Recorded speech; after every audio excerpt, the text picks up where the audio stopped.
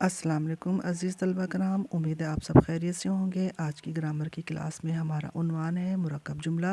जैसा कि आप जानते हैं, अफ़ाल की तादाद के लिहाज से जुमले की दो इक़साम होती है, मुफ़रद जुमला और मुरक्कब जुमला। तो प्यारे बच्चों, वो जुमला होता है जो दो या दो से ज़्यादा मुफ़रद जुमलों को उनके बाहिमी ताल्लुक़ की बिना पर किसी हरूफ के ज़रिए मिलाकर बनाया गया हो। तो वो हरूफ जिनकी बिना पर मुरक्कब जुमला बनाया जाता है वो हरूफ कहलाते हैं। हुर्फ़ अतफ़ होते हैं, हुर्फ़ इल्लत, हुर्फ़ इस्तदराक, हुर्फ़ तदरीद, हुर्फ़ शर्त व जज़ा।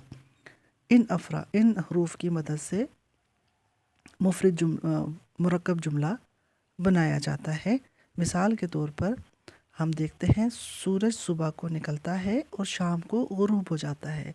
सूरज सुबह को निकलता है एक मुफरद जुमला, शाम को गुरूब हो जाता है दूसरा मुफरद जुमला। इन दोनों जुमलों को मिलाने के लिए जो हरूफ इस्तेमाल किया गया है वो और है, और जो है वो हुर्फ़ अतफ़ है।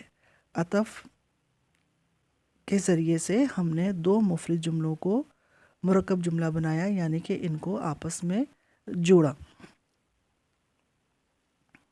हुर्फ़ अतफ़ वो और, वाव, कर, फिर, नीज़, इस तरह के अल्फाज हुर्फ़ अतफ़ कहलाते हैं।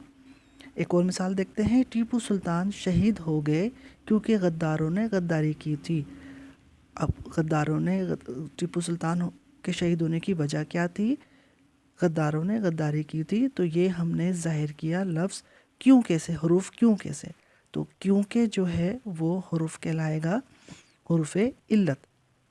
ठीक है। तो अज़ीज़ तलबा कराम, ये कुछ मिसालें हैं जिनके ज़रिए से आपने ये समझने की कोशिश की कि कुछ हरूफ की बिना पर हम दो मुफरद जुमलों को आपस में जोड़कर मुरक्कब जुमला बनाते हैं। तो उम्मीद करती हूँ आज के लेक्चर से आपको मुरक्कब जुमले की समझ आ गई होगी। ओके, अपना बहुत ख्याल रखिएगा। अल्लाह हाफ़िज़।